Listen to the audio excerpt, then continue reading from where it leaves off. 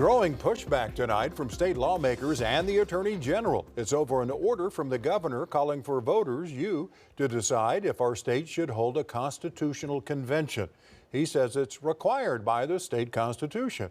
But others say the Constitution clearly does not give Governor Stitt that power.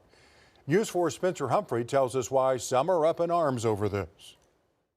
First, you gotta know what a constitutional convention is. If voters allow one to happen, the legislature gets to assign a group of people called delegates to host the convention, where they'll essentially get to take the state constitution and remove or add anything they want to it. After they draft together an updated constitution, voters again get to decide whether to adopt that as the state's new constitution or to keep the current constitution in place. This week, Governor Stitt issued an executive order calling for a state question to be placed on voters' ballots in April that would ask them to decide if Oklahoma should host a constitutional convention. This would be the first time since 1970 Oklahoma voters would be asked that question. And Stitt points to an article in the Constitution that says voters are supposed to be able to vote on that question at least once every 20 years. Seeing as it's been 56 years since the last time, Stitt argues it's his constitutional duty to put it on the ballot. State Senator Shane Jett applauds it. So we failed in our responsibilities and our constitutional obligation to offer that option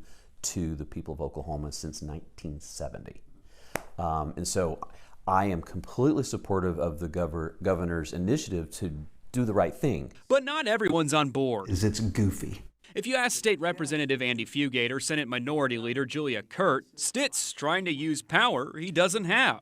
Governors don't get to just put something on the ballot. They say the Constitution makes clear there's only two ways to get a state question on ballots. Either the legislature passes a bill asking for the question to be put on ballots and the governor signs it, or the people petition for it and gather enough signatures to get it on the ballot. But he doesn't have the authority to do this. It's just goofy for him to think so.